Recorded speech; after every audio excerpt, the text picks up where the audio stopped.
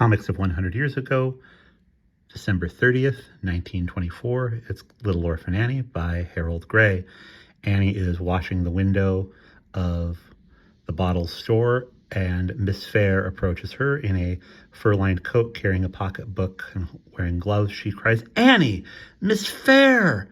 Annie says. Annie sets her window brush down on the big bucket that she was using to wash the windows, and Miss Fair cries a little bit.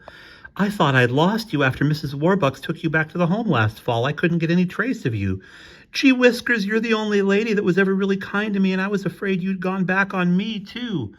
And now Mrs. Bottle comes out and says, "Oh, you knew my little Annie? She's such a sweet child and so industrious. I just can't keep her from working all the time, but she's very happy here."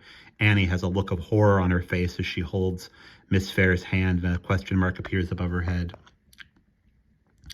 "I adopted her, of course. When did you know her?" Mrs. Bottle asks.